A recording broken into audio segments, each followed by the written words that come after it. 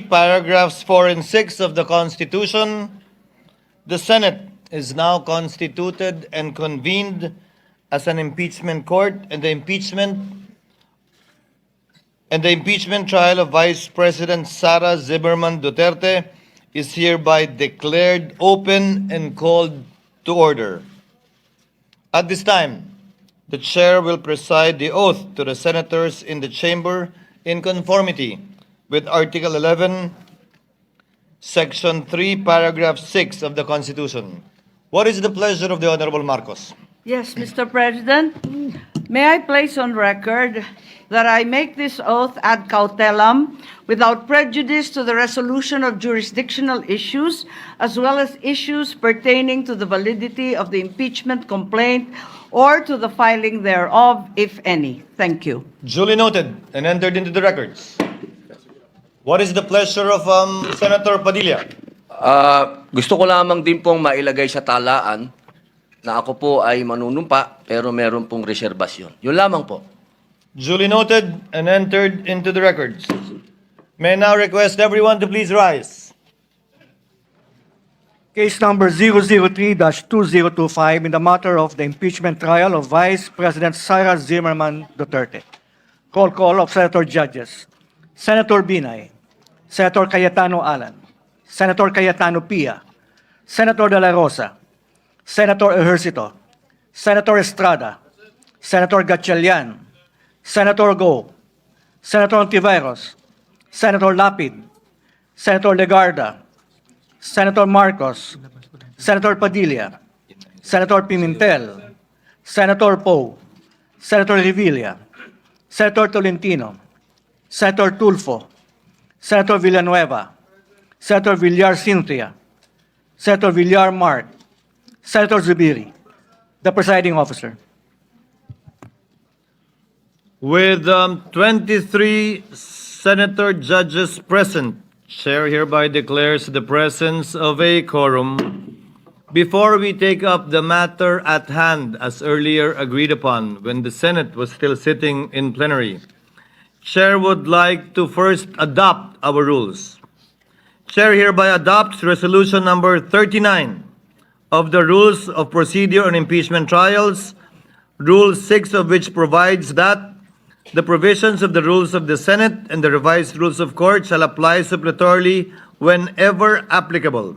As such, the following issuances of the Supreme Court shall likewise apply suppletorily to the current matter on the impeachment of Vice President Sara Duterte, namely, the 2019 amended Rules of Civil Procedure, Rule 1 to 34, except Rule 5, Rule 13 as amended by AM number 1037 SC-AM number 1194 SC, B, 2019 amended Rules on Evidence, C, AM number 3-1-09 SC guidelines to be observed in pretrial and use of deposition discovery measures, Part 1A1 to 9, except provisions on mediation and amicable settlement. D, AM number 1037 SC, AM number 119-4 SC guidelines on electronic filing of lower courts, in lower courts rather. AM number 1288 SC, Judicial Affidavit Rule, except Section 9, and F, such other relevant rules and issuances. It is to be noted that we did not change any of the provisions of the Rules of Procedure because there is already a pending impeachment complaint and the chair would not want to change the rules in the middle of the game, so to speak. However, the updated amended rules of court, as discussed and mentioned and enumerated earlier, shall apply given the suppletory application of the rules of court. Is there any objection? There being none, the aforementioned rules are hereby adopted by the impeachment court.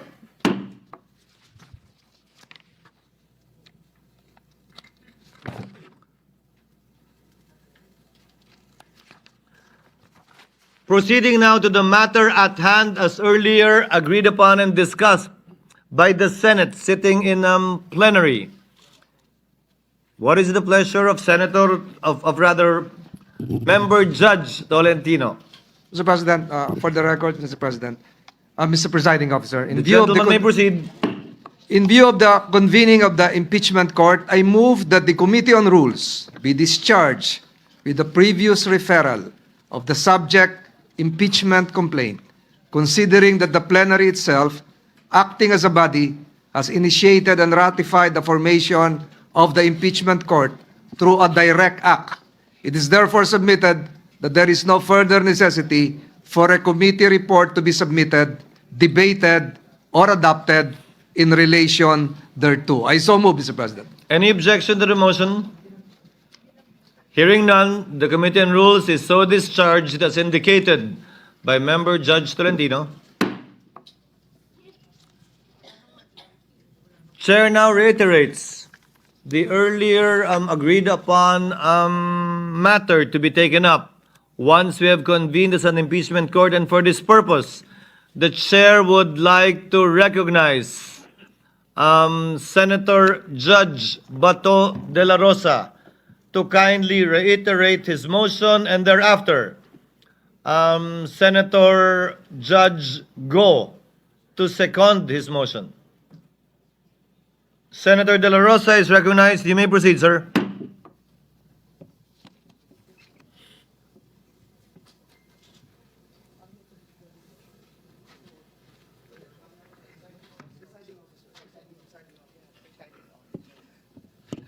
Thank you, Mr. Presiding Officer. Sir.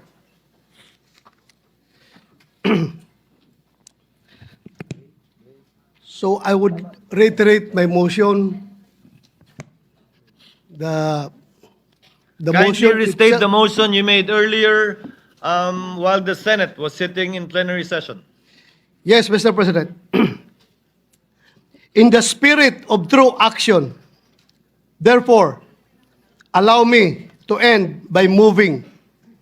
I respectfully move that in view of its constitutional infirmities and question on the jurisdiction and authority of the 20th Congress, the verified impeachment complaint against Vice President Sara Zimmerman Duterte be dismissed.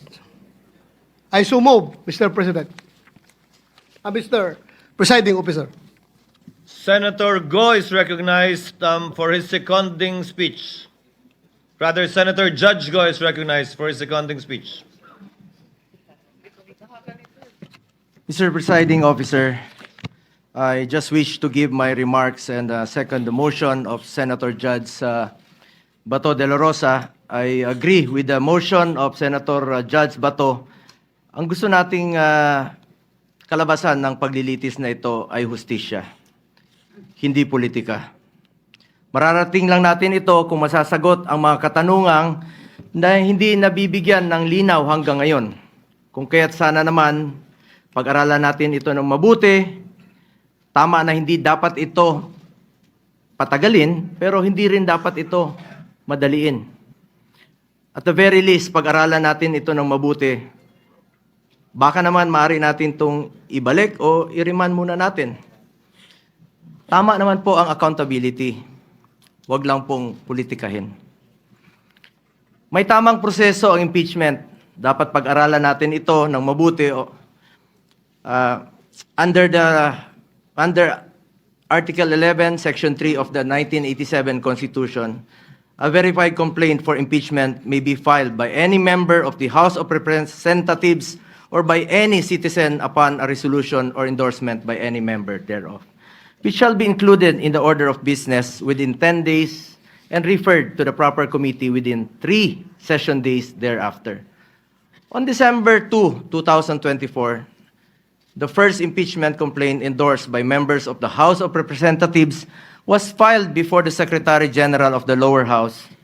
Second and third impeachment complaints were filed in the succeeding days, duly endorsed by members of the House. Under Section 3 of the House Rules of Procedure in Impeachment Proceedings, a verified complaint for impeachment shall be filed with the Office of the Secretary General and immediately referred to the Speaker. Despite this rule, Mr. Presiding Officer, the 3 impeachment complaints filed were never referred to the office of the Speaker. Instead, a 4th verified impeachment complaint signed by more than 200 congressmen, which now constitutes the articles of impeachment, was transmitted to the Senate. This brings into question the legality of such move when the Constitution provides that no impeachment proceeding shall be initiated against the same official more than once within a period of 1 year. Para sa ordinaryong mamamayan, at lalo na sa aming mga binigyan ng tungkulin na maging senator judge sa paglilitis na ito, this opens up a lot of questions. At ang iniiwasan natin ay yung magpapasya tayo sa isang bagay na makakaapekto sa buhay ng bawat Pilipino. Makakaapekto sa trabaho natin na makatulong sa tao. Tapos hindi naman pala dumaan sa tamang proseso. Yes, we are senator judges tasked to decide on this matter, and we took an oath to be impartial. But this matter, whether it went through the right process or not, should be first decided upon and settled with no question prior to that. We are all for accountability. In fact, maganda nga sana mapakita ng accused at ng accusers kung may ebidensya ba o wala. Pero bilang mga mababatas, dapat siguraduhin alinsunod ito sa batas at tamang proseso. Dapat hindi na circumvent ang batas, dapat nasunod ang due process at ang rules. Hindi pwedeng shortcut. Justice delayed is justice denied, and justice conducted the wrong way is no justice at all. Anong nangyari sa 3 naunang impeachment complaints? Bakit hindi ito agad na-refer sa Speaker's office? Bakit hindi ito isinama sa order of business within 10 session days? At bakit hindi ito inirefer sa tamang komite within 3 session days after its inclusion in the order of business as mandated by our Constitution? Tila dinrable lang ito at hindi pinaandar ang shot clock. Parang hindi po ma-technical sa oras. Sa basketball nga, hindi pwedeng puro dribble lang. May shot clock po yan. At may oras na dapat mong obserbahan. Pangalawang issue na dapat bigyang linaw ay kung maaari bang tumawid ang impeachment case sa 20th Congress. This is the first time in our history that an impeachment case was filed nearing the expiration of a legislative Congress. The reality is, we do not have enough time to finish the impeachment trial this Congress. Mag-aabot na po ang 19th at 20th Congresses at magkakaroon na ng new set of senator judges by June 30. Maging tayo, hindi magkasundo kung paano bang tumawid ito sa next Congress o hindi. Mr. Presiding Officer, ilan lang po ito sa katanungan na legality na hindi pa nasasagot. Mayroon pa pong pending sa Supreme Court challenging the legality of the impeachment case. Baka masayang lang ang oras natin dito if in the end, this complaint suffers from constitutional infirmities. Let us focus on what is important for our people that we serve. Hustisya sa tamang paraan at serbisyo na makakatulong sa mga Pilipino. Yun po ang kailangan ng taong bayan. Yun ang dapat pagtuunan ng pansin. Mr. Presiding Officer, para sa akin, mas mabuting unahin natin ang tunay nating trabaho. Ang pagseserbisyo sa taong bayan, maraming nasasayang na oras sa isyong ito na hindi naman mapapakinabangan ng ordinaryong Pilipino. This issue has already been too divisive. Ilang buwan na po. Mag-focus sana tayo sa pangunahing mandato ng lehislatura. Ang gumawa ng mga batas at magsulong sa mga programa na tunay na tutugon sa mga pangangailangan ng ating mga kababayan. Lalong-lalo na po yung mga mahirap at walang ibang malalapitan kundi ang gobyerno. Marami pa pong mga pending bills pa po. Hanggang ngayon na hindi pa natin natatapos with one working day na lang po. Baka hindi pa po may papasa. At ito po'y mapapakinabangan ng mga kababayan natin. Dapat yan po ang ating unahin.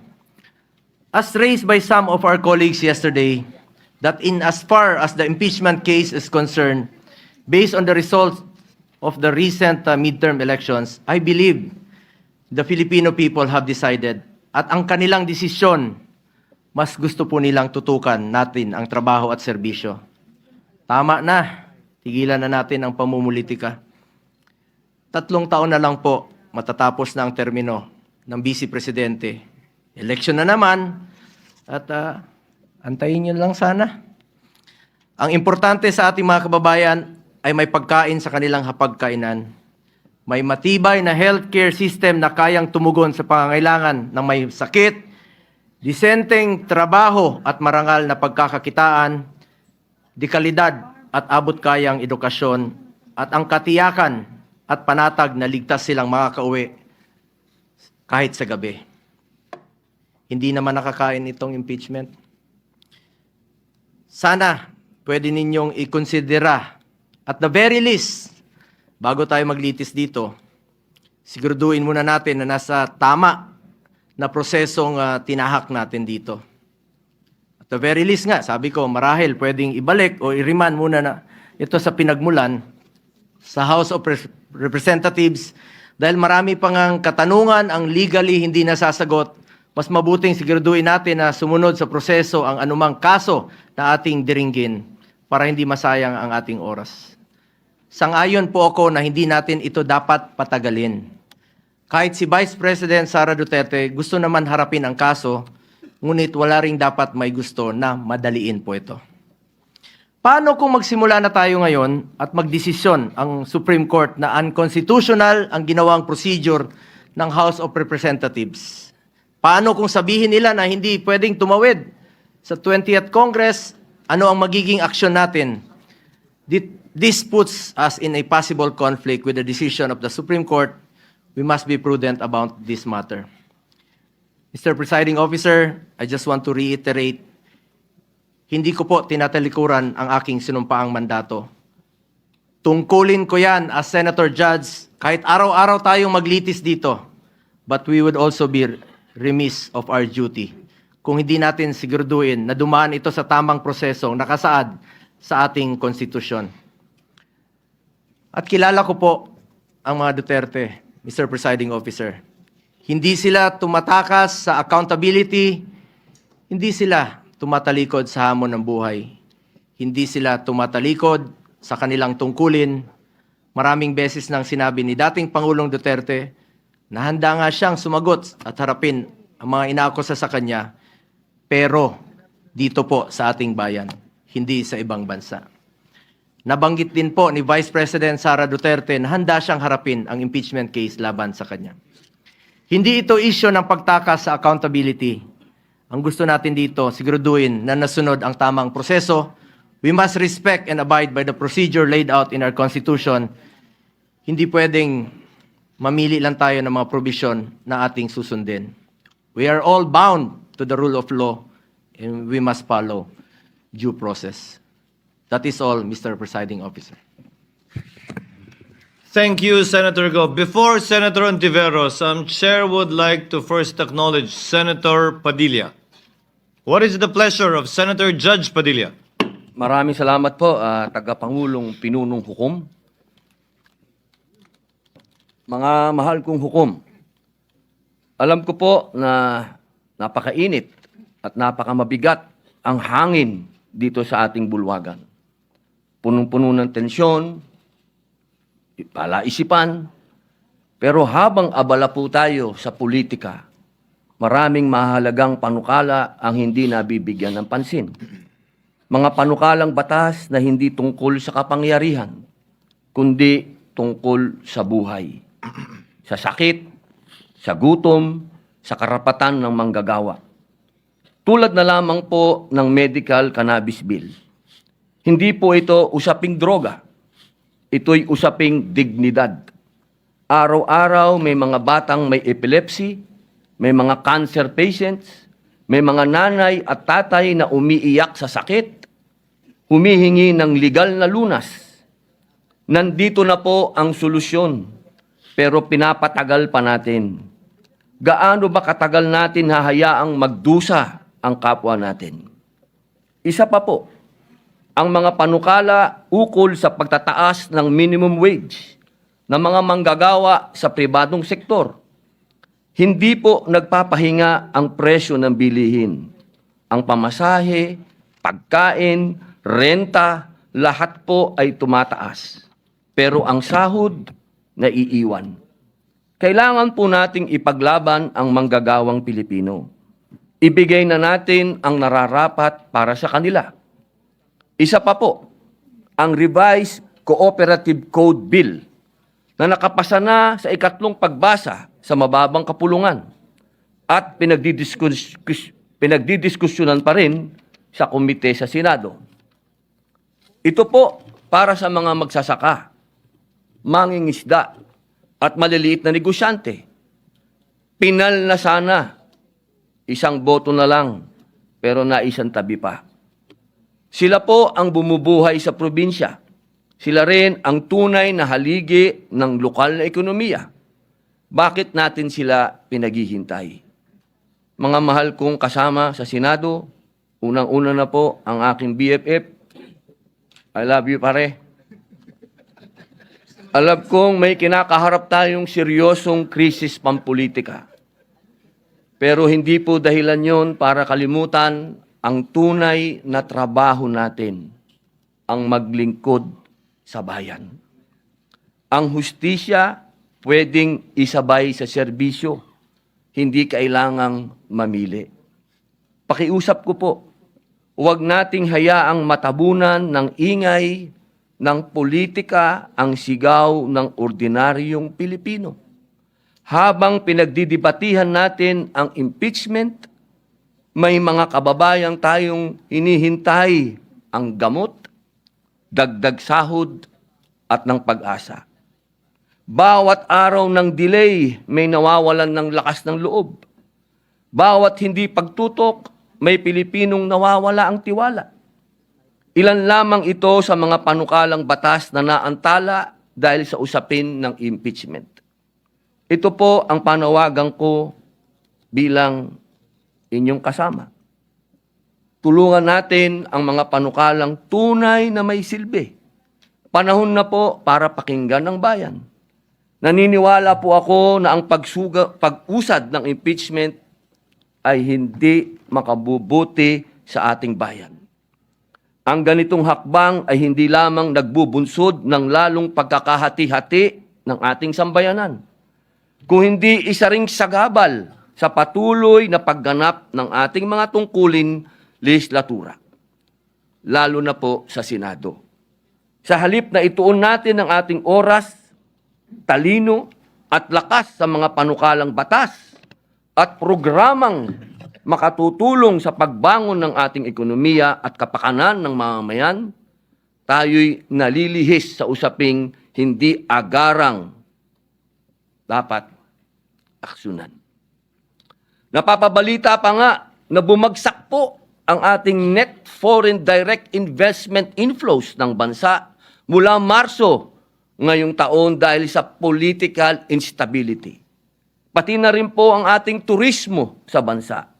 Mula Enero hanggang Abril nitong taon, ang dami ng dumarating na turista sa bansa ay bumaba ng 0.82% kumpara noong nakaraang taon. Lahat po ito, political instability. Mga mahal kong kasama, ang impeachment na ito ay napakarami ding tsismis, napakaraming iskandalo ng tungkol sa bayaran, sa alok, ng kung ano-ano. Dahil po dito, muli po, inihikayat ko ang aking mga kapwa lingkod bayan na bigyang prioridad ang pagkakaisa, katatagan ng ating institusyon at kapakanan ng sambayan ng Pilipino. Maraming salamat po.